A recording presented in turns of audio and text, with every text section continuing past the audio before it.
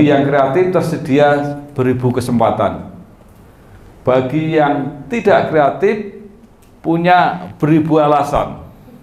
Jadi nek ana wong kakean alasan, langsung kata Pak Bambang Sadono, kamu berarti nggak kreatif. Gitu. Hanya yang kreatif yang diberi bantuan dan fasilitas. Ini kadang-kadang orang gini, Pak, saya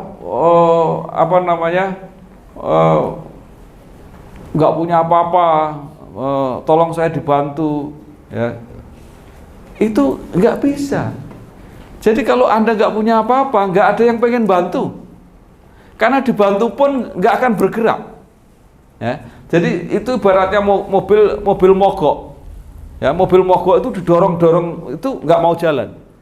Tapi yang dibantu adalah mobil yang bisa jalan, tapi agak tersendat-sendat, sehingga kalau diberi bensin dia langsung lari.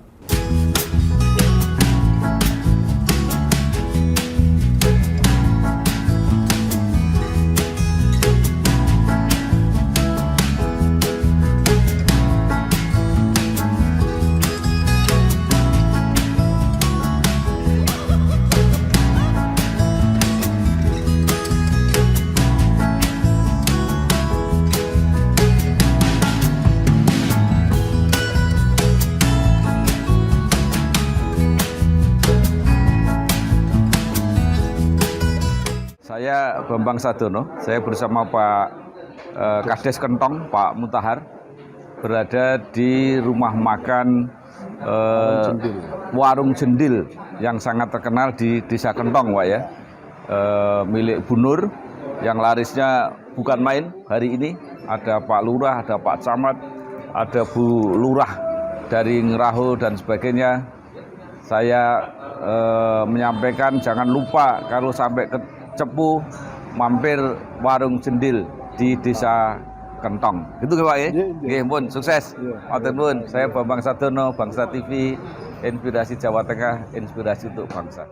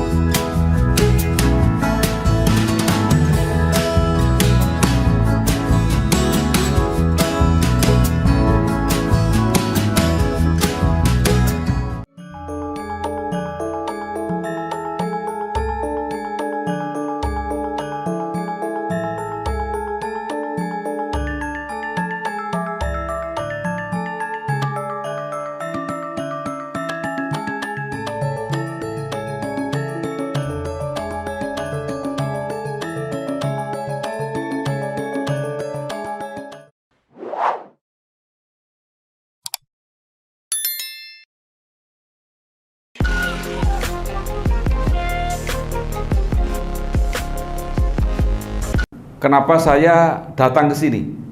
Ya. Pertama karena saya orang Blora. Jadi kalau saya ke sini itu senang karena pulang kampung. Yang kedua, karena Pak Fahmi pernah wawancara dengan saya.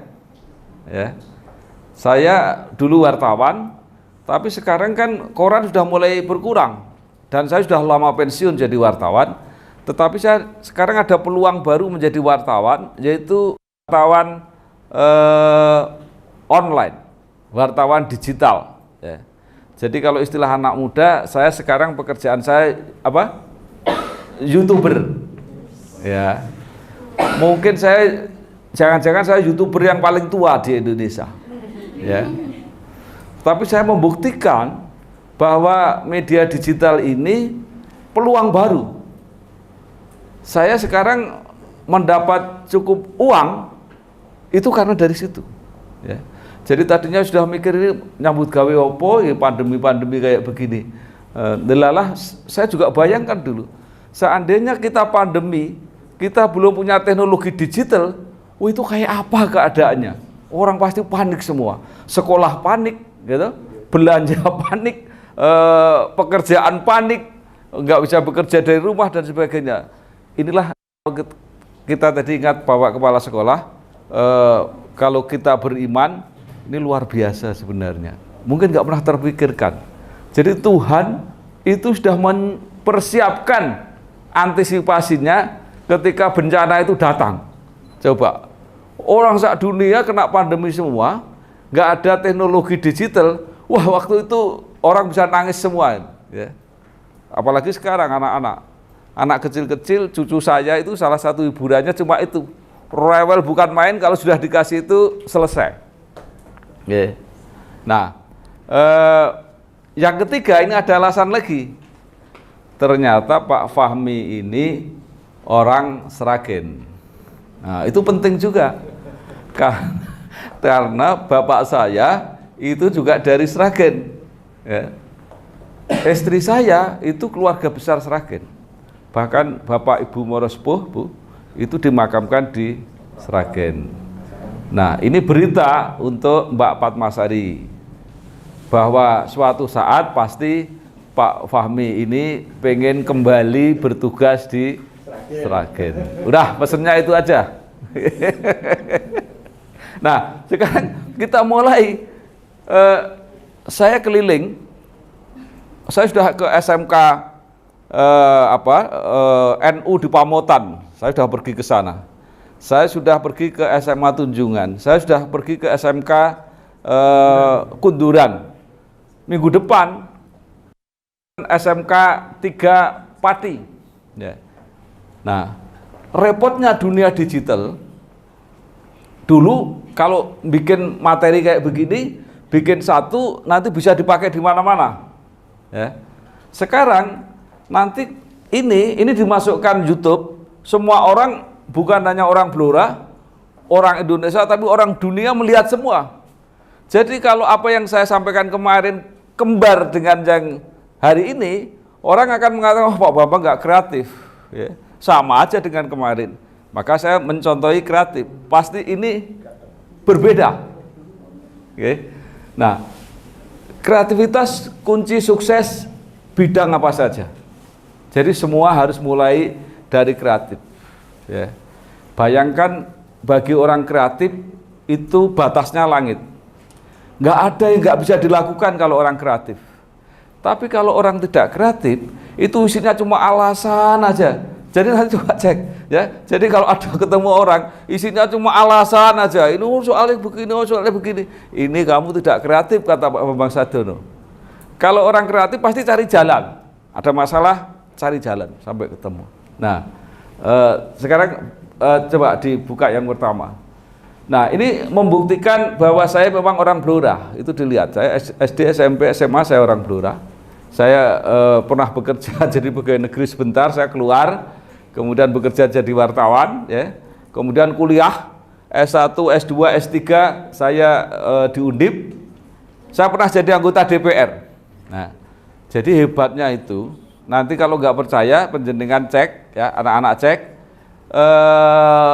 Sekarang anggota DPR RI yang mewakili Blora itu pasti bukan orang Blora. Tapi saya pernah menjadi anggota DPR RI, berarti pernah ada orang Blora yang menjadi anggota DPR RI. Siapa yang akan datang yang kira-kira mau menjadi anggota DPR RI? Nah, paling enggak mulai mikir sekarang. Masa Pak Bambang sombong banget, nggak ada orang Blora bisa jadi anggota DPR RI, saya nanti penggantinya. Paling tidak begitu. Ya, jadi saya datang ini memotivasi Anda, masa sih nggak bisa? Ini ada, ini juga keturunan orang Blora, tetapi baru DPRD Jawa Tengah, ya. Jadi harus ada nanti jadi DPR RI. Saya pernah jadi wakil ketua DPRD Jawa Tengah, jadi walaupun anak saya jadi anggota DPRD RI Jawa Tengah, pangkatnya tetap tinggi saya, ya, karena saya pernah jadi pimpinan. Ini belum. Saya pernah jadi anggota DPD RI, mewakili orang seluruh Jawa Tengah. Jadi kalau DPD RI itu mewakili Jawa Tengah. Nah, Anda bisa banggakan, ada loh dulu yang mewakili Jawa Tengah itu orang Blora. Nah, kan kalau Mbak Sinten sini? Trisulistyo. Nah, siapa tahu Mbak Trisulistyo besok bisa dibanggakan seperti itu. Ada juga loh perempuan tuh. Nah, namanya Tri Sulistyo. Nah, kan luar biasa. Paling kondak sekarang boleh mimpi, ya, boleh bercita-cita. Karena kalau cita-cita aja nggak ada, ya nggak akan sampai. Ya, jadi maka saya mengatakan jangan pernah tidak berani untuk mimpi, karena mimpi nggak bayar. Ya, boleh mimpi jadi apa saja boleh. Nah, itu saya jadi dosen, tapi yang saya paling bangga sekarang karena saya menjadi host sebuah kanal YouTube. Kenapa saya bangga? Karena berarti saya tidak ketinggalan dengan anak-anak muda. Ya. Kalau Anda sekarang tidak punya, sekarang apa? Medsosnya apa? Mbak siapa? Adelia. Apa? Mbak Adelia medsosnya apa? Instagram, Twitter, YouTube, TikTok. Iya. Ah. Saya di semua itu ada. Nanti cek cari nama Bambang Sadono ada di semua itu, ya. Jadi nggak mau ketinggalan. Nah, kita lihat bagaimana jadi wartawan Suara Merdeka. Tadi Fahmi tanya, coba di setel. Nah, ada cerita begini. Tadi kan ada pertanyaan, kenapa kok tiba-tiba bisa kerja di Suara Merdeka? Nah, ketika masih di Tegal, saya itu pertama kali jadi wartawan itu menulis di media bahasa Jawa, namanya Mingguan Kumandang. Ya. Jadi saya nulis bahasa Jawa sudah sejak dulu. Ya, saya juga nulis cerita pendek di Joyoboyo itu juga waktu masih di Tegal. Nah, kemudian oleh teman-teman saya wartawan, saya suka diejek.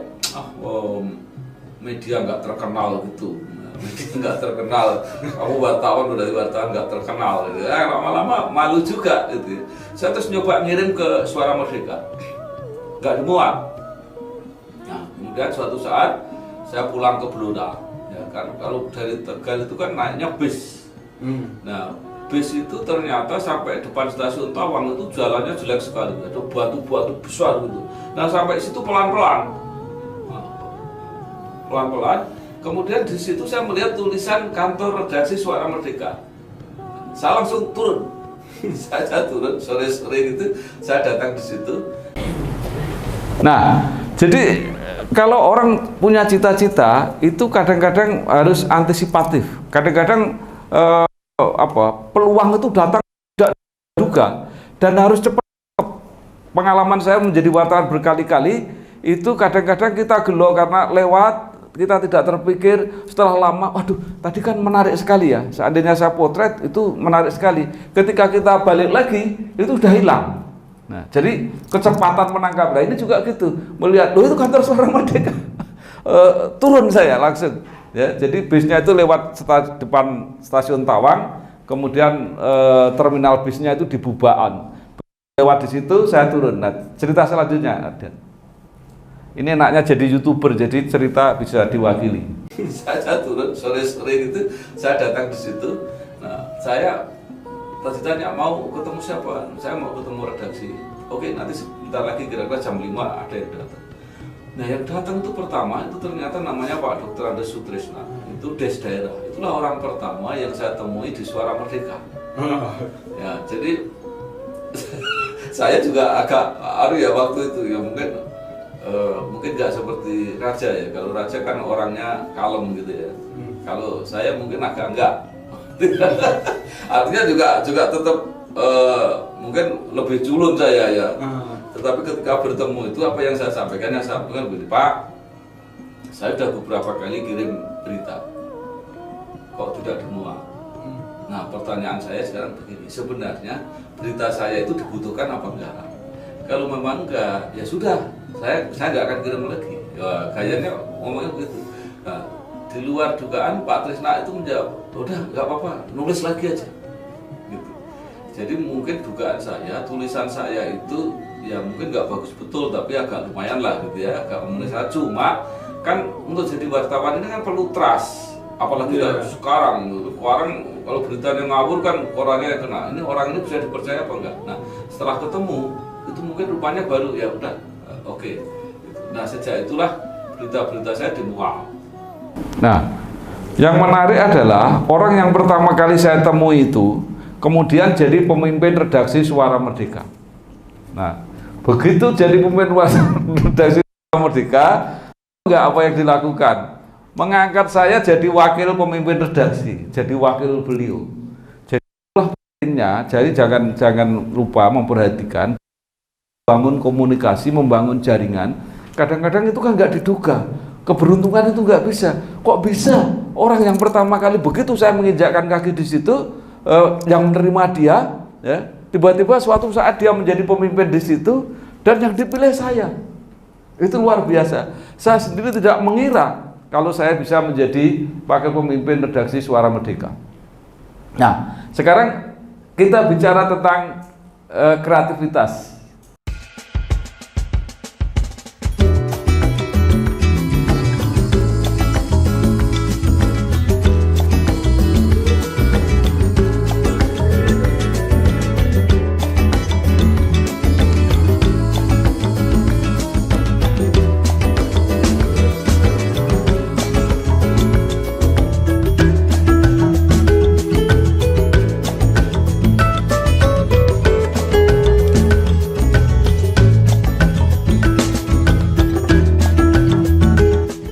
Bang Sadono, saya sedang berada di kafe Teh Kita milik Ibu Sutopo di Kelurahan Tambak Romo, Kecamatan Cepu, Kabupaten Blora.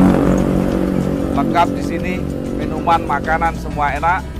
Jangan lupa kalau ke Cepu mampir ke kafe Teh Kita. Terima kasih. Saya Bambang Sadono, Bangsa TV, Inspirasi Jawa Tengah, dan inspirasi untuk bangsa.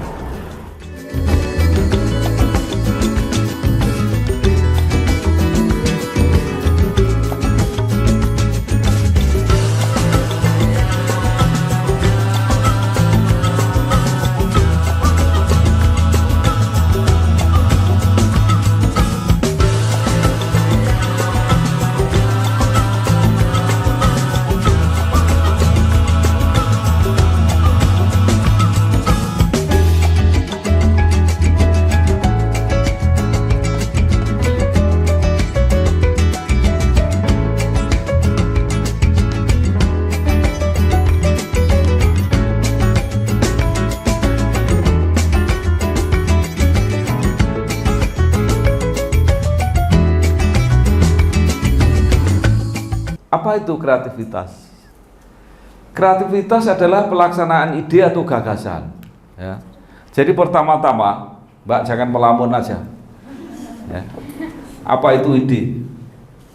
Suatu. Ya, ini biasanya begitu. Biasanya malu. Ya, tetapi ini jangan diterus-teruskan. Ya, semua orang harus berani mengungkapkan. Karena ide itu apa? Ide itu adalah buah pikiran. Jadi nek sing ora duwe ide berarti ora tahu. Nah, kita jangan sampai berhenti berpikir supaya punya ide. Lihat apa terus terbiasa. Oh, ini. Itu biasanya orang-orang yang sukses bisnis itu begitu, melihat, oh itu nek mau gawe ngono tok aku iso. Nah, oh wah aku iso gawe luwih apik. Nah, itu namanya ide. Jadi terus saja berpikir. Nah, ya. Nah, kemudian kreativitas itu adalah melaksanakan ide. Nah, ide itu digagas tok pikiran gitu ya. Tapi kalau sudah mulai dilakukan, itu jadi ide. Ide saya pengen jadi wartawan. Neng nak mau cerita tok, aku pengen jadi wartawan. Wah, ora dilakoni, ya. Nulis berita ora dimuat, jangan putus asa. Kok ora tak parani wonge. Ya, gitu caranya. Jadi jangan terus ide itu dibiarkan. Nah, kalau bisa menciptakan yang belum ada. Nek mung niru-niru tok, anak saya kemarin lapor. Ini teman-teman saya sudah mau lulus, Pak. Nah, terus gimana? Sudah pada mulai nyoba-nyoba kerja. Terus kerja apa? Ada yang kerja laundry. Saya bilang, laundry itu semua orang udah bisa. Siapa yang sih nggak bisa? Kalau kamu nggak bersaing, malah kamu kalah dengan orang-orang yang mungkin nggak berpendidikan, dia pengalaman. Kamu orang yang mahasiswa sudah 4 tahun, ya, kumpul YouTuber, ya, walaupun YouTuber tua, masa nggak punya ide? Nah, ini lulusan sarjana seni, ya. Tak tanya, kamu punya ide apa? Pak, jualan buku secara online Pak, bagus. Ya, karena penerbitan buku banyak sekali. Nanti kamu bawa buku-buku ya? Ya, nanti kita bagi, ada buku-buku. Artinya kita harus kreatif. Jualan jangan, saya sekarang tidak pernah menjual di toko buku. Ya. Dan saya kalau jualan buku tidak eceran satu persatu, kelamaan. Ya. Cari untungnya kesuwen. Ya. Saya tawarkan, saya menerbitkan buku-buku alumni perguruan tinggi, misalnya UI, UGM gitu. Ini saya tawarin, Bapak mau nggak nyumbang gratis untuk mahasiswa? Ya, kan itu ada isinya tentang dia. Dia misalnya direktur, oke mau Pak, caranya gimana Pak Bambang? Bapak beli 100 buku, nanti saya kirim ke kampus supaya dibagi-bagi. Oh baik Pak, coba. Dalam waktu 5-10 menit sudah bisa jualan 100 buku. Dan wadah dititipkan di toko buku, orang beli satu persatu, nanti kena diskonnya toko buku, ya kita dapatnya cuma sedikit. Itu namanya kreatif. Ya, jadi membuat sesuatu yang tadinya tidak ada menjadi ada, membuat sesuatu yang tadinya kecil menjadi besar. Nah, saya katakan di situ kreatif menyediakan 1000 peluang. Jadi orang kreatif, kuwi apa wae kasarannya jadi duit. Tetapi kalau tidak kreatif melahirkan 1000 alasan. Ya. Ini gawane mau ngalasan we. Saben dina tekane telat. Saya punya pegawai, ini mungkin ketawa kalau dia cerita. Yang saben hari telat. Ya. Tetapi tiap hari juga punya alasan, berbeda-beda alasannya. Jadi artinya bahwa kalau tidak kreatif itu alasan itu selalu ada. Nah, ini saya ingin menunjukkan orang kreatif yang mungkin di luar dugaan kita. Coba, setel.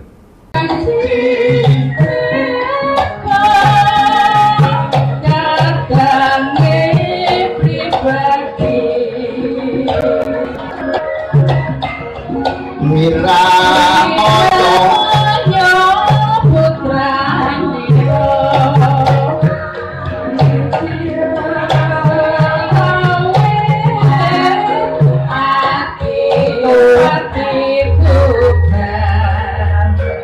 Nah, ini saya buka dengan ini karena orang Blora mesti suka ini, ya.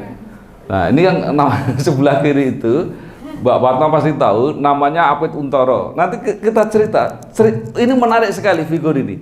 Terus yang terusnya, Adian. Nah, kerjaannya apa? Ya, ini belum pernah ada selama saya berkarir, selama itu belum pernah ada orang yang sehari-hari itu ngurusi jalan rusak.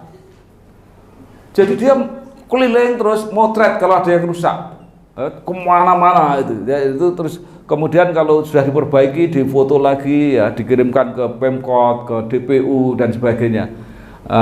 Terus, nah coba mengabarkan tentang pohon yang roboh di jalan. Padahal apa? Ini bukan siapa-siapa, bukan pegawai balai kota, bukan pegawai DPU, tapi dia menemukan bidang yang tidak pernah dikerjakan oleh orang lain dan itu sangat bermanfaat. Orang akan sangat terbantu, pemerintah terbantu, ya. Tapi yang melakukan orang ini. Nanti kalau sudah saya sebutkan orangnya, ini menarik sekali orang ini. Terus, nah, coba. Khususnya tadi Ketua Umum DPP Relawan Pemantau Jalan dan Kemanusiaan Republik Indonesia. Karena adanya direspon jalan berlubang yang kami sampaikan kepada dinas terkait yaitu Dinas Pekerjaan Umum Kota Semarang, khususnya wilayah-wilayah yang kami lewati dan kami pantau, disitulah yang terjadinya ada menemukan jalan-jalan yang masih ada yang berlubang supaya cepat dilakukan penambalan karena keterkaitan dengan menanggulangi untuk supaya tidak ada kecelakaan di berlalu lintas untuk masyarakat Kota Semarang. Nah, coba dia menamakan dirinya apa? Ketua Umum Dewan Pimpinan Pusat Relawan Pemantau Jalan dan Kemanusiaan. Membuat jabatan sendiri, stafnya nggak ada, gitu ya. Dan yang lebih menarik, dia membuat siaran kayak begini, memanfaatkan media digital, coba. Ya, ini menurut saya ini luar biasa ini, ya, kreativitasnya itu. Terus, nah, sampai apa? Coba. Sampai dia kenal sama presiden, coba, hebat nggak? Kenal sama Menteri PU yang sebelah sana. Ini Menteri Perhubungan ini, ya. Dengan itu wali kota Semarang. Coba, ya. Hanya gara-gara kegiatan kayak begitu, dia dihormati sampai dia seperti itu. Itu kreatif banget menurut saya. Walaupun orangnya ini mungkin nggak sekolah, SD aja mungkin nggak selesai. Kok Pak Bambang tahu? Saya tahu, ya. Karena dulu saya pernah mencalonkan gubernur tahun 2008 kira-kira. Ini orang yang apa ya, ngikutin saya terus kemana-mana, bener ya, dukung saya terus kemana-mana. Dia tukang becak, dan pernah saya belikan becak. Jadi saya kenal dekat. Coba lihat gambar berikutnya. Nah, itu kan bersama saya dia. Itu yang kayak itu. Jasnya beli sendiri. Ya, kalau jasnya nggak tahu yang nyumbang siapa, itu saya tidak tahu. Ya, jadi apa yang ingin saya katakan? Ya, orang seperti ini aja punya ide semacam itu, ya, bisa berperan. Nggak ada yang gaji loh itu, jadi apa itu, pemantau jalan itu. Tapi seharusnya kalau saya jadi wali kota, itu saya angkat entah jadi apa gitu, ya. Ini jalan sendiri kemana-mana, ya. Jadi artinya apa? Artinya inilah yang namanya kreatif. Belum pernah ada pekerjaan itu, belum pernah ada jabatan itu, belum pernah kegiatan semenarik itu, dan belum pernah ini. Kalau Anda aja yang mungkin sekolahnya SMK, mungkin nggak berani kok. Ada Pak Presiden terus deket gitu, mesti nggak berani kok. Dia berani, dia ke Jakarta itu, ya, ketemu Pak Presiden, ya. Coba berani nggak? Ada yang berani nggak? Oke, berani. Ada yang punya tekad nggak? Ya. Ada yang punya nyali nggak? Mungkin nggak. Ya, ini kan nekat tambah dablek. Nah, kadang-kadang orang yang sukses itu yang kayak begitu. Rodo dablek sidik, ya. Rodo tidak seperti yang orang biasanya. Nah, terus. Nah, saya juga ingin menyampaikan, ya, kreativitas diperlukan karena kadang-kadang karir itu tidak berjalan lurus. Saya tidak tahu Bapak Kepala Sekolah ini dulu cita-citanya apa benar menjadi guru, apa enggak, itu saya enggak tahu. Tapi yang jelas, saya dulu cita-cita saya waktu SD, saya pengen jadi dalang. Ya, unik kan Pak? Karena suka nonton wayang terus itu, jadi sampai idolanya dalang, pengen jadi dalang. Ya. Terus setelah agak sudah SMP gitu, berubah, saya pengen jadi insinyur. Nah, kemudian saya berpikir, wah saya nggak bisa jadi insinyur karena saya nggak bisa berenang. Kemudian ditertawakan oleh senior-senior, ngapain insinyur harus berenang? Kalau kita bikin jembatan, masa nggak perlu? Ya nggak perlu. Insinyur itu cuma merancang, memangnya mau belusukan di sungai gitu ya. Jadi pikiran kayak, saya pernah mau akabri juga Pak. Teman saya sudah masuk akabri. Saya akhirnya tidak jadi. Ya. Saya kuliah terlambat 3 tahun, ya, karena saya nggak kuat bayar waktu itu, terlambat 3 tahun. Ketika saya mulai kuliah, walaupun saya jurusannya IPA dulu waktu SMA, tadinya pengen jadi insinyur, tapi udah nggak boleh lagi mengambil eksakta. Saya terpaksa mengambil hukum, maka gelar saya sarjana hukum, ya. Walaupun nggak pernah saya pakai. Ya. Saya sarjana hukum, tapi saya kerjanya jadi wartawan. Itu yang saya katakan, bahwa karir itu kadang-kadang tidak pernah lurus. Jadi jangan kaget sejak sekarang. Ini Mbak siapa Mbak yang sana? Ya, ya kamu. Ya. Cita-cita pengen jadi apa? Ya. Insya Allah mau jadi apa? Pegawai bank atau. Wah, bagus. Iya, pegawai bank. Itu nanti berubah. Pak Masari masih ingat nggak waktu kecil ketika jalan-jalan itu terus disuruh jadi apa? Kamu besok jadi ini gitu. Saya pernah ngomong gitu, kamu ingat jadi apa coba? Nah, jadi dulu pernah saya sarankan untuk menjadi penjual ayam goreng. Ya, karena kita lewat di Mbok Brek itu kan terkenal Pak di Semarang. Mbok Brek itu kaya sekali. Oh, warungnya gede sekali. Kemudian kalau nggak salah punya gamelan atau punya apa, pokoknya untuk orang kaya mobilnya banyak. Saya masih jadi wartawan, pakainya sepeda motor, itu membayangkan itu kamu besok jadi ini aja, jualan ayam goreng ini bisa kaya sekali. Ternyata berubah kan, cita-citanya itu, ya. Akhirnya tidak mau jadi apa-apa, maunya jadi politisi. Ya sudah, sekarang jadi anggota DPRD.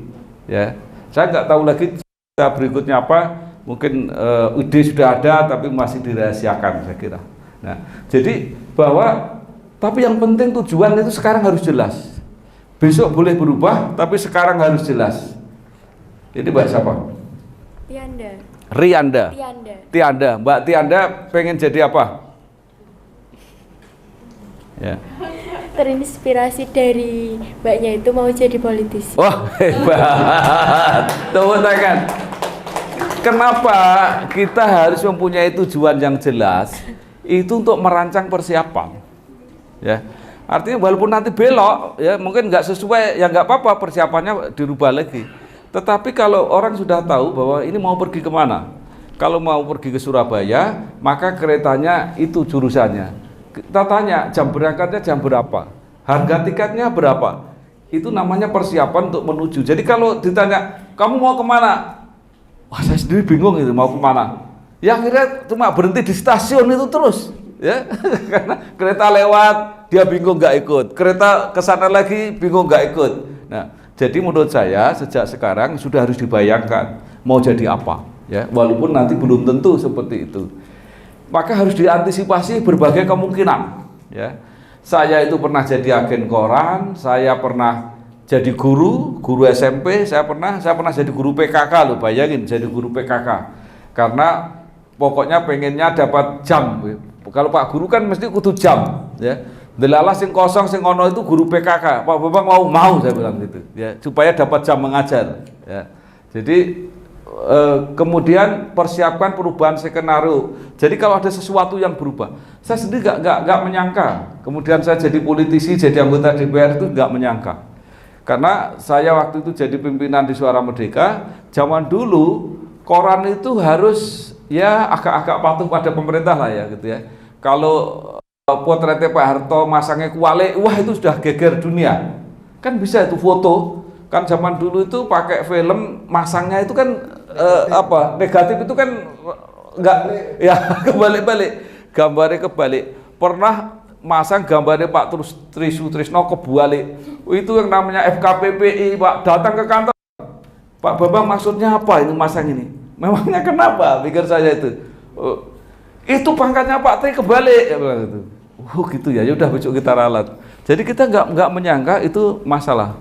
Nah, yang paling konyol itu masang fotonya Maya Rumantir terbalik. Kebayang enggak Maya Rumantir terbalik? Ternyata itu diprotes. Kok tahu kalau ini kebalik? Ya coba siapa yang bisa nebak? Kenapa fotonya Maya Rumantir terbalik ada yang tahu? Ya. Nggak ada yang bisa bayangkan. Ya. Karena Maya Rumantir itu dekik, Pak. Pipinya ini dekik sebelah.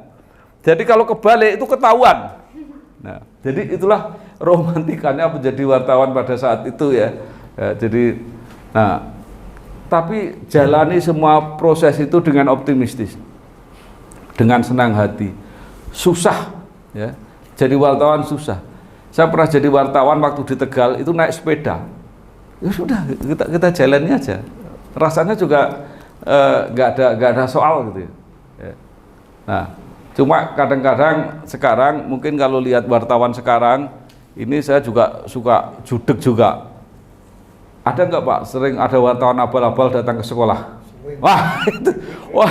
Itu saya sering gitu ada kamu boleh jadi apa saja, tetapi jangan pernah jadi wartawan. Tetapi jadi wartawan abal-abal, nakut-nakuti, minta uang, itu saya marah saya bilang gitu. Kenapa? Karena saya pernah jadi wartawan. Itu kehormatan wartawan bukan kayak begitu. Itu. Jadi kadang-kadang orang salah paham gitu. Jadi dikira profesi wartawan itu yang kayak begitu, Pak. Nah, saya nanti ke Pati akan mampir. Ada sahabat istri saya. Jadi istri saya itu dulu guru juga, Pak. Guru SMA Semarang, pindah jadi guru di Jakarta, balik ke Semarang lagi jadi dosen di UNES. Dan mbak-mbak saya cerita nih, ya, itu sangat istimewa. Saya sangat kagum, tapi nggak pernah saya ungkapkan. Ya, soalnya kalau diungkapkan nanti ya enggak usah dilaporkan ya. Nah, jadi kenapa saya sangat kagum itu? Jadi menikah dengan saya, punya anak satu, baru kuliah Pak. Kuliah di UNES, dulu IKIP Semarang namanya. Nah, zaman dulu itu kalau sekolahnya persis kayak gini, agak beda-beda dikit, SMKK sekolahnya. Sekolah menengah, ya, itulah SKK.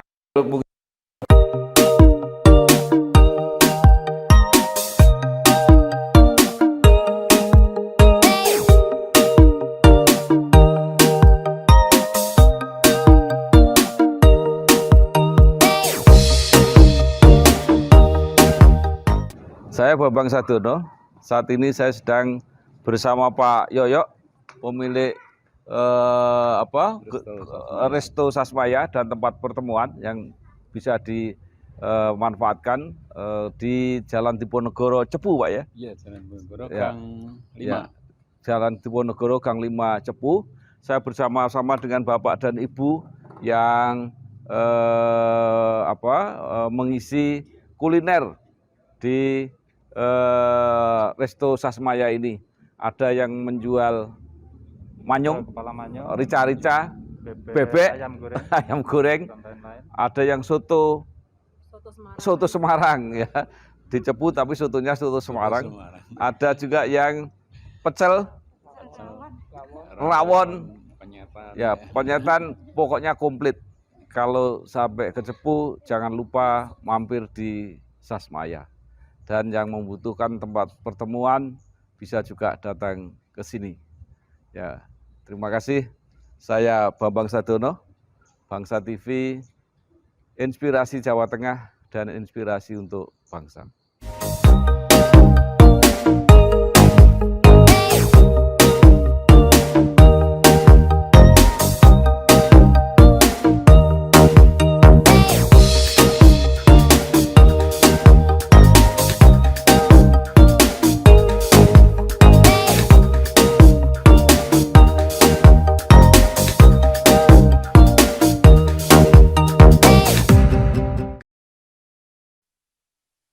Tidak rata-ratanya 7, itu tidak boleh masuk. Atau sudah kerja 2 tahun. Nah, pura-pura supaya kan mesti harus 2 tahun ya. Kerja nggak kerja gampang nanti cari surat keterangan kerja, tapi kan harus 2 tahun. Nah, 2 tahun itu dulu, habis 2 tahun baru kemudian satu sekolah. Sekolahnya apa coba? Ya. Sekolahnya itu diploma, Pak. Diploma.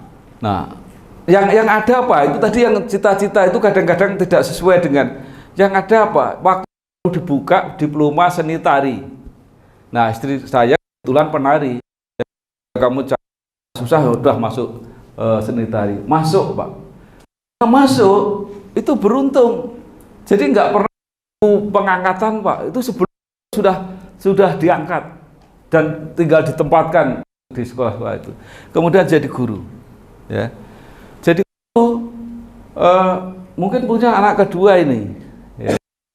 Kemudian kuliah lagi S1, ya. Punya anak lagi yang ketiga, kuliah lagi S2.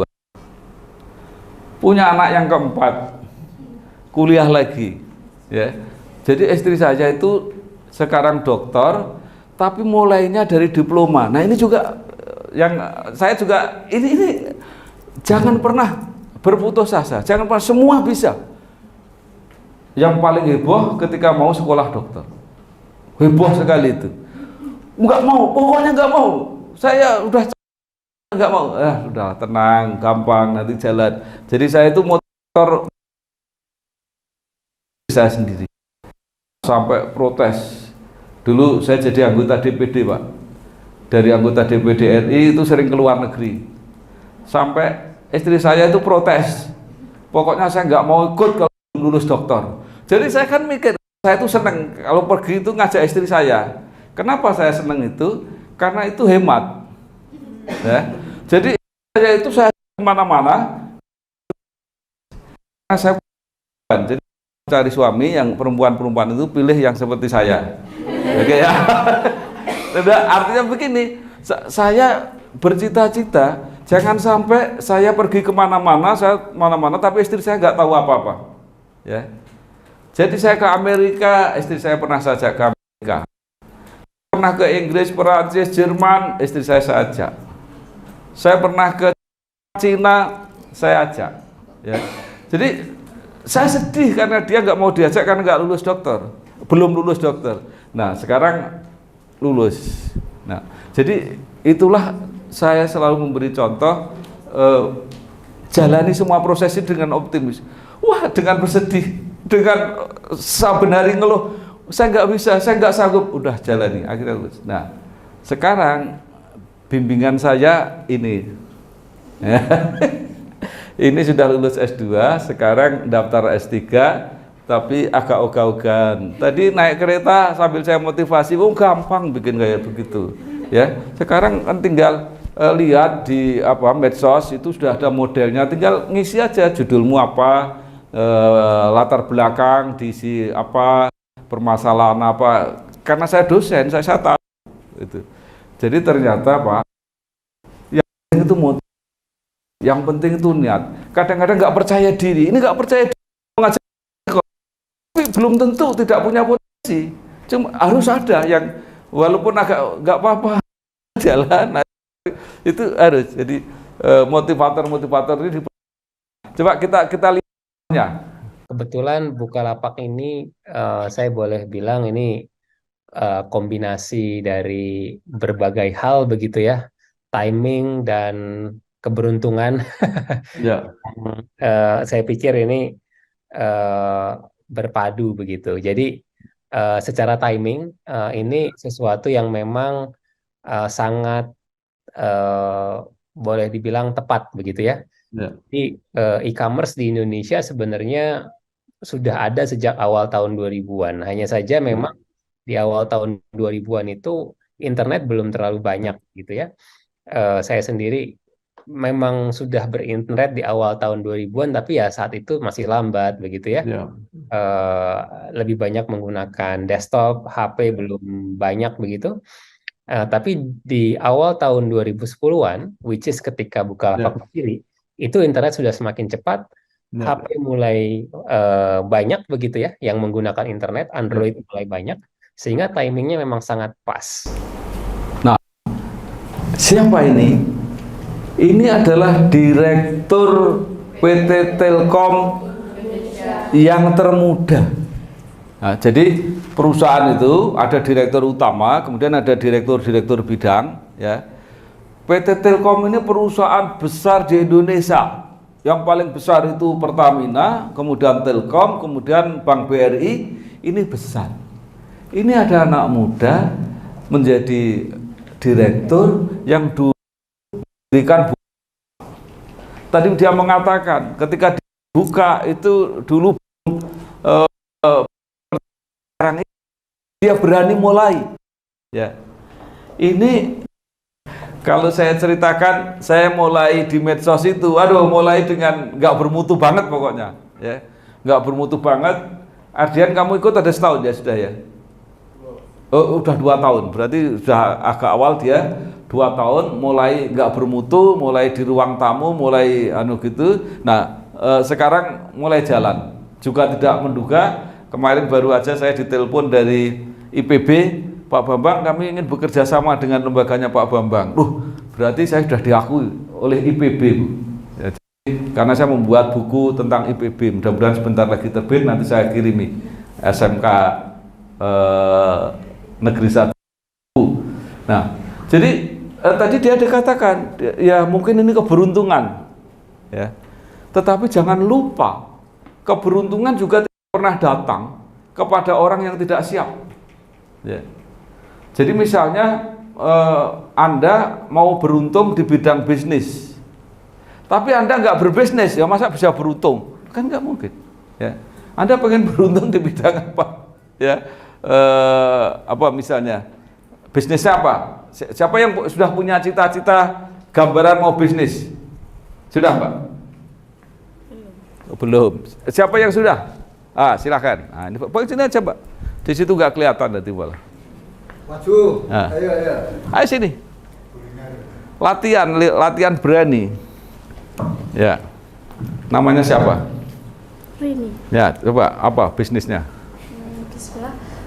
Rencana mau bisnis makanan sama ini berjalan mau buket. Oh. Bunga. Sudah mulai? Sudah. Oh ya. Ya. Makasih. Ya. Ya, nanti saya kasih buku. Jadi itu menarik ya. Jadi mulai dari sekarang itu sudah memikirkan ya. Paling tidak sudah mulai. Jadi gini, pengalaman saya di dalam berbisnis itu ada hal-hal kesulitan yang tidak pernah diduga. Jadi artinya setelah terjun, ternyata ada kesulitan-kesulitan yang tadi nggak pernah terbayangkan. Nah, nanti mbaknya akan mengalami itu. Tetapi juga jangan lupa ada keberuntungan-keberuntungan, kelebihan-kelebihan yang juga tidak terbayangkan sebelumnya. Setelah tahu, oh jebulnya ini, gitu. Ya, itu juga luar biasa. Saya bisnis utamanya iklan. Ya. Jadi bisnis iklan itu berdasarkan komisi. Ya. Kerjaannya mau berat, mau enggak, mau sepele, mau enggak, itu tergantung nilai. Ya. Jadi kalau nilainya besar, komisinya besar. Tapi kalau nilainya kecil, komisinya kecil. Nah, kadang-kadang dapat yang nilai besar itu tidak terduga-duga. Nah, itulah yang tadi saya katakan. Yang penting Anda harus berani masuk. Nah, setelah itu Anda akan menjumpai kesulitan yang tidak pernah terduga, tapi juga akan menjumpai keberuntungan yang tidak pernah terduga. Ini yang dialami oleh Pak Muhammad Fajrin. Terus apa yang harus dipersiapkan? Kemarin saya wawancara dengan orang itu, kalau bahasa Blora, ngelelek itu apa? Agak selengean lah gitu. Kalau bahasanya anaknya Pak Jokowi itu selengean. Pak Bambang yang karirnya berhasil itu belum tentu ketika sekolahnya yang kutu buku, yang nilainya bagus-bagus, belum tentu. Sini ada nggak yang nilainya agak bagus, jelek lah gitu di anugerah. Mas ini mas, jangan-jangan kamu sini, ya kamu, ya.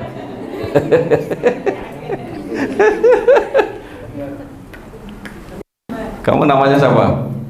Apin. Apin. Ya. Kamu di kelas termasuk yang ranking berapa? 3. Ranking 3. Ya. Bagus ranking 3, tapi saya beritahu. Oh, kembarannya mana? Oh, tadi duduknya bersebelahan? Enggak. Tapi satu kelas. Beda kelas juga. Yang lebih pintar yang mana? Oh, Sarah. Itu cucu saya juga kembar. Anaknya Fatma Sari ini kembar. Sekarang kelas 5 SD. Kalau ditanya itu nggak ada yang mau ngaku. Yang lebih pintar mana? Dua-duanya. Kamu juga gitu biasanya? Oh iya. Nah, saya mengingatkan kalau kebetulan kamu pintar, karena tadi mengatakan bahwa belum tentu yang sekolahnya pintar itu nanti di dalam karir berhasil. Ya. Terus apa persoalannya? Karena masih membutuhkan itu namanya soft skill. Jadi tidak cukup hanya pelajarannya bagus, tapi misalnya kemampuan komunikasi. Karena pada hakikatnya semua dari kita ini penjual. Ya. Jadi misalnya tadi saya ketemu dengan redaksi Suara Merdeka. Apa yang saya lakukan? Saya menjual diri saya supaya saya diterima jadi wartawan. Kalau saya nggak bisa komunikasi terus meneng kayak Mbak ini tadi, ya kan dia nggak tahu apa maksud saya datang ke situ. Nah, dia mungkin juga mikir juga, ini bocah rada kemaki kayak begini, konsekuen apa enggak ya? Saya kan berani ngomong, kalau nggak dibutuhkan ya sudah Pak, saya nggak ngirim lagi aja, gitu. Ya, mungkin dia mikir, atau dia sudah pernah baca berita saya, ya.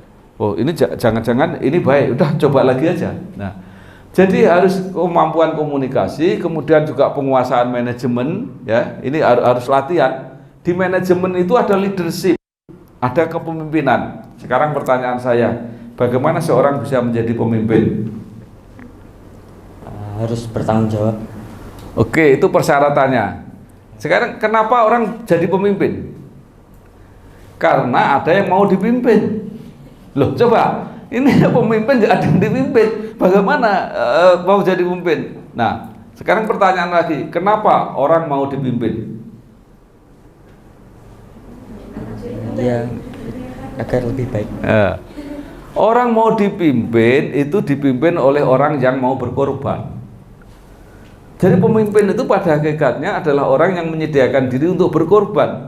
Kalau enggak akan dihormati. Beda dengan pemimpin dengan manajer atau dengan kepala. Kalau Bapak Fahmi jadi kepala itu karena SK. Mau nggak mau, kalau sudah ada SK, semua harus patuh. Tapi kalau jadi pemimpin itu misalnya menjadi apa ya, pemimpin komunitas misalnya, atau ketua kelas lah begitu saja. Ya, artinya pemimpin yang dipilih oleh anggotanya itu harus mau berkorban. Kalau nggak mau berkorban, mereka nggak akan memilih, karena dia akan mencari orang yang mau mengorbankan waktu untuk kepentingan yang dipimpin. Nah, jadi itulah leadership. Harus mempunyai kekayaan referensi antara lain dengan banyak membaca. Nggak mungkin pemimpin itu kalau tidak lebih banyak pengetahuan dari yang dipimpin, gue rak ngerti gitu, diprotes gitu ya. Nah, jadi artinya Anda kemudian harus memelihara jaringan, harus kenal satu persatu, ya, harus merawat ini jaringan. Jaringan ini luar biasa. Bisnis pasti harus ada jaringan. Saya pernah memberi contoh, saya bisnis pertama kali itu menjadi agen majalah. Gimana caranya? Karena untuk menjadi agen itu harus ada persyaratan minimal pelanggannya berapa. Teman-teman saya, waktu itu saya kuliah tingkat 1.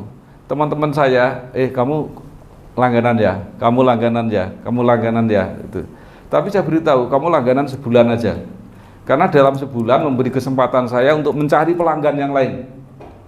Nah, ketika sudah ada pelanggan penggantinya, kamu keluar. Jadi dia cuma membantu saya. Nah, itu adalah cara-cara merawat jaringan.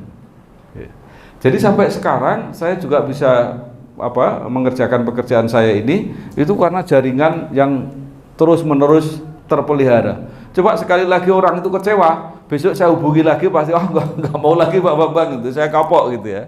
Nah, kemudian kira-kira besok mau jadi apa? Mau jadi orang sukses. Orang sukses, bagus. Jadi cita-cita itu bagus pokoknya. Kalau Mbak Fatmasari tahu nggak jawabnya ketika saya tanya, kamu jadi apa besok? Coba kira-kira jawabnya apa? Enggak jadi dokter, enggak. Dia jawabnya orang kaya. Jawabnya saya pengen jadi orang kaya. Bagus cita-cita itu. Itu lebih konkret daripada sukses.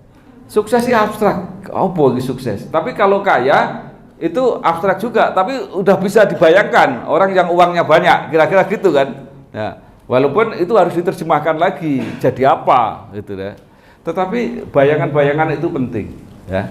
Oke, mudah-mudahan sukses ya. Nanti buku disiapkan ya.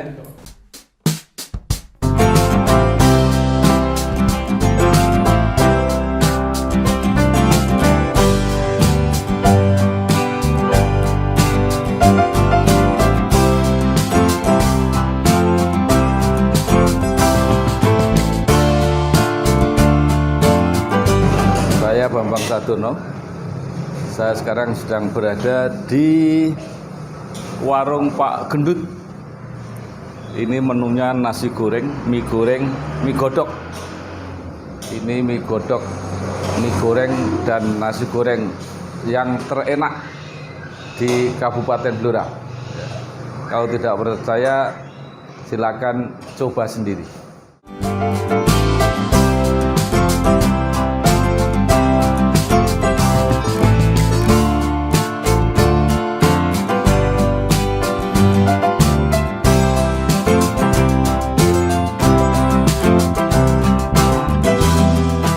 niki sekali goreng pinten porsi Pak niki Pak? Nggih.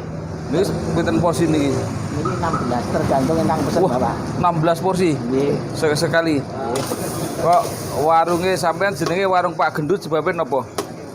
Dadi kon niku nggih kiai mriki nek Napa? masani Pak Gendut tadi. Oh, jadi Pak Gendut niku karena sampean gendut ngoten maksudnya? Kemungkinan sakit. Lah terus sing bener jenenge asli sinten, Pak? Kula Sutardi. Sutardi. Nggih. Asli pundi? Saking Sukoharjo. Waduh, Sukoharjo.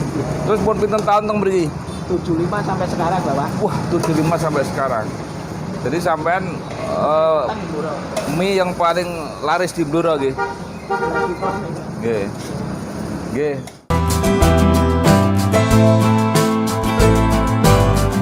YouTube ini luar biasa. Jadi cuma memanfaatkan penontonnya sendiri kekuatannya. Jadi makin banyak ditonton, makin kuat. Karena itu saya titip nanti kalau lihat YouTube saya di subscribe ya, di apa namanya, di jempol, di like, dan yang penting di komen ya. Ini ada buku, ini juga buku berasal dari YouTube juga. Artinya waktu Pak Didi Kempot meninggal saya wawancara, termasuk dengan istrinya, dengan ibunya, dengan istrinya dua-duanya saya wawancarai ya. Ada orang yang mengatakan itu orang lain nggak bisa loh Pak Bambang. Wah, saya wartawan berpengalaman pasti bisa. Nah ini contohnya. Suka nyanyi campur sari? Enggak suka. Yang suka siapa? Campur sari nyanyi? Ada? Ya. Mau ini? Ya. Oke. Ya. Ya. Kalau yang ini, kalau puisi suka nggak? Suka. Ini tulisan saya sendiri. Ya, ini judulnya Sumpah Setiaki.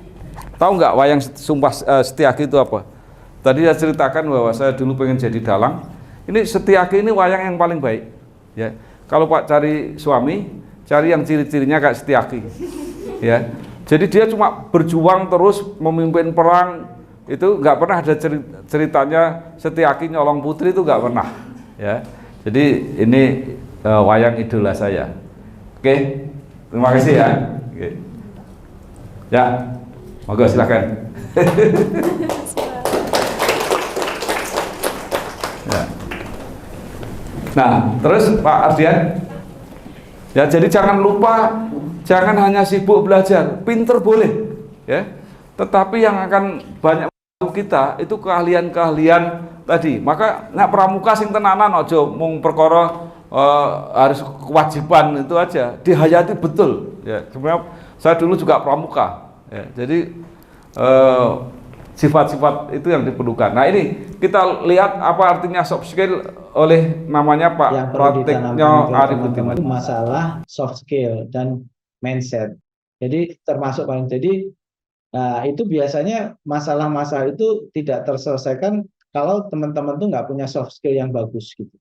Misalkan bagaimana dia bisa bergaul dengan teman-temannya, dia tidak menjadi orang yang penyendiri, terus open mind, di atas langit ada langit. Jadi kalau merasa pinter tuh bukan dia aja gitu loh. Artinya dengan kemampuan open mind, menyesuaikan lingkungan, memahami keberagaman, jangan terlalu ya fokus ke materi pelajaran itu juga boleh lah. Cuma ada skill-skill lain yang mestinya itu lebih ditekankan. Bagaimana kebiasaan nongkrong di warung kopi tanda petik supaya kita biasa ketemu dengan orang yang beragam. Karena pada saat nanti kerja sebetulnya hal-hal seperti itu yang sangat dibutuhkan. Bagaimana networking terbangun, bagaimana membaca situasi.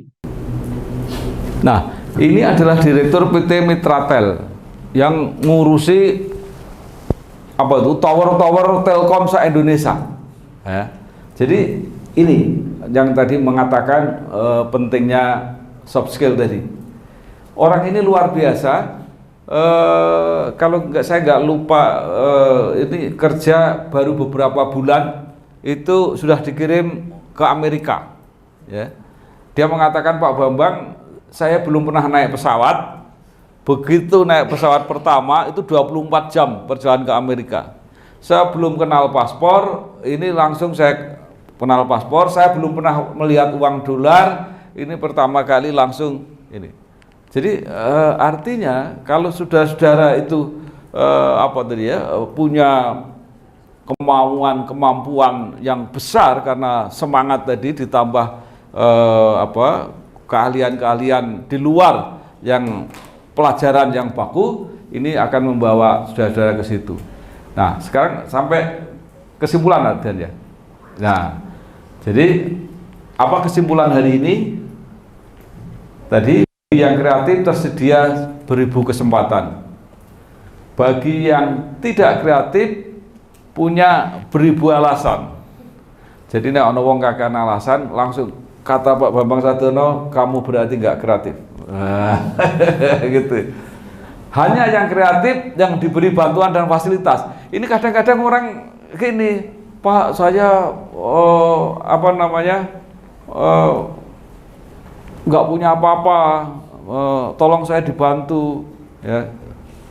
Itu nggak bisa. Jadi kalau Anda nggak punya apa-apa, nggak ada yang pengen bantu. Karena dibantu pun nggak akan bergerak. Ya. Jadi itu ibaratnya mobil mogok. Ya, mobil mogok itu didorong-dorong itu nggak mau jalan. Tapi yang dibantu adalah mobil yang bisa jalan, tapi agak tersendat-sendat, sehingga kalau diberi bensin dia langsung lari. Nah, jadi artinya, yang coba sekarang kalau mau diberi beasiswa misalnya, masa ada anak nggak punya bakat apa-apa, nggak mau belajar, nilainya jelek, diberi beasiswa, ada nggak? Nggak ada. Jadi kalau pengen dapat fasilitas, dapat bantuan, Anda harus kreatif. Artinya yang kreatif lah, yang justru dibantu. Kan aneh kan? Harusnya dibantu kan yang susah, yang gitu. Tetapi enggak. Dunia kita memang begitu. Yang malas pasti nggak akan dibantu. Hanya yang kreatif yang dibutuhkan. Ya, jadi misalnya begini, Anda ngelamar di suatu kantor, ya, kemudian kantor itu menolak, apa artinya? Ya, artinya bahwa Anda tidak memenuhi kualifikasi yang dibutuhkan, gitu. Bukan alasan, pegawainya sudah cukup, enggak ada. Jadi yang namanya perusahaan itu nggak ada kata pegawai cukup. Karena tambah satu pegawai yang tidak mendukung misi perusahaan itu, walaupun pegawainya kurang, nggak mungkin ditambah. Karena itu akan merepotkan. Tetapi walaupun pegawainya cukup, kalau ada orang yang sangat hebat yang bisa memajukan perusahaan, diterima apa enggak? Diterima. Jadi sekarang diterima atau enggak itu tergantung kita, bukan tergantung perusahaannya, gitu. Karena perusahaan kalau dapat orang hebat-hebat, malah majunya cepat sekali. Ya. Tapi kalau mau mendapat orang-orang yang tidak kreatif, ya makin cepat, ya cepat apa? Ya cepat melorotnya. Ya. Yang tidak kreatif hanya akan jadi beban organisasi. Gitu. Nah ini mohon maaf, biasanya yang tidak begitu kreatif, mohon maaf Pak Kepala Sekolah dan Ibu ya, itu jadi PNS biasanya. Karena pengennya bandul, nah jadi PNS ini sebuah bias pokoknya agar sesaji gajian. Tapi kalau jadi orang swasta, apalagi orang bisnis, itu diuji tiap hari. Diuji tiap hari, hari ini target saya masuk apa enggak ya. Nah, kalau PNS orang mikir gitu. Orang alasan sidik orang melebu gitu ya. Itu mohon maaf untuk contoh yang ekstrim. Tapi saya konsisten, saya tidak mau jadi PNS sejak dulu. Orang tua pada malah kowe wong do pengen jadi PNS malah metu. Piye kowe esuk nek ora entuk pensiun. Saya gojek aja, saya mau bikin pensiun saya sendiri ya bilang gitu. Ya. Nah, saya kira itu yang bisa saya sampaikan, mudah-mudahan ada gunanya. Dan saya membawa buku ya, coba ada contohnya nggak Ardian yang buku pintar itu? Ada ya, satu aja. Jadi saya nggak tahu ini jumlahnya berapa ya yang di sini. 40. Oh cukup. Kita bawa buku itu 50 kalau nggak salah. Jadi yang pulang dari sini, ya, ini kan termasuk yang kreatif. Kalau nggak kreatif pasti nggak dipilih untuk ke sini, ya. Bentar Ardian, taruh sini. Nah, ini judulnya Buku Pintar Seorang Penulis, ya. Ini saya tulis tahun 83, saya lulus Fakultas Hukum, ya. Masih masih penulis atau wartawan yang muda. Saya menulis ini, itu banyak orang yang marah, ya. Bambang Sadiono baru jadi anu aja sudah membuat buku. Padahal ini bukan tulisan saya sendiri. Saya cuma mengumpulkan tulisan teman-teman untuk membantu teman-teman muda yang pengen penulis. Saya keliling ke Jawa Tengah memasarkan buku ini. Dijual waktu itu, ya. Tapi khusus untuk SMK Negeri Cepu tidak usah beli. Saya kasih gratis. Ya. Jadi siapa tahu, ya, ada gunanya. Kalau enggak ya nanti kasihkan siapa yang suka. Nah, nanti kepada sekolah saya juga ada buku, Pak Fahmi. Ini buku saya buat ketika dulu saya mau mencalonkan gubernur, ya. Jadi judulnya Bambang Sadiono Pekerja Keras dari Blora. Ya. Ini saya begitu cintanya Kota Blora. Itu kalau Kota Blora dulu yang dikenalkan Pramudia Nantatur. Itu ada judul apa coba? Bumi Manusia, itu yang agak baru, yang agak lama. Ayo. Apa? Bumi Manusia, ya betul. Apalagi? Banyak sekali. Ya. Bukan Pasar Malam. Apalagi? Salah satu adalah judulnya Cerita dari Blora. Nah, maka saya membuat buku judulnya Pekerja Keras dari Blora. Karena ini cuma 2, maka nanti biar ini di perpustakaan, dan ini tebel. Kalau yang nggak kuat-kuat nanti untuk bantal ini pasti. Ya, jadi ini nanti saya serahkan kepala sekolah di perpustakaan. Kalau pengen baca silahkan, gitu ya. Oke. Saya kira itu. Terima kasih. Sampai ketemu. Tapi begini, saya bersedia berkomunikasi kalau Anda membutuhkan. Saya punya banyak sekali contoh-contoh wawancara yang inspiratif. Jadi apa yang dibutuhkan, atau Anda kalau mau ngambil sendiri juga gampang di situ. Ada inspirasi Jawa Tengah, ada inspirasi untuk bangsa. Ada Bangsa TV itu yang cerita-cerita tentang kesenian, kebudayaan di situ. Tapi kalau mau kontak saya, bisa dicatat nomor telepon saya. Tetapi biasanya setelah itu nggak berani. Karena saya coba sering nggak berani, padahal nggak apa-apa. Ada yang konsultasi, Pak, kalau saya mau berwira swasta, modal itu seperti apa? Saya cerita begini, kamu tahu ceritanya Lim Sulyong, Sudono Salim yang punya punya Indofood, itu yang sangat kaya orang Indonesia, itu berangkat ke Indonesia cuma pakai katok kolor. Ya, dari negaranya Cina gitu, nunut kapal, nunut itu, jadi nggak punya modal. Jadi kalau ada orang berusaha ngomong, bertanya soal modal, itu salah, ya. Karena Tuhan sudah memberi modal kepada Anda yang sangat luar biasa, itu gunakan dulu. Tadi saya katakan, kalau orang yang sudah kreatif, pasti Anda akan dibantu. Bank itu seneng banget kok, bank itu duitnya itu memang untuk dipinjam-pinjamkan. Tapi kalau yang dipinjam itu kira-kira membahayakan, ya nggak dipinjami. Tetapi kalau perspektif, wah senang banget, ada orang kreatif, kira-kira untungnya banyak, mengembalikan uang banknya tepat, pasti dipinjami.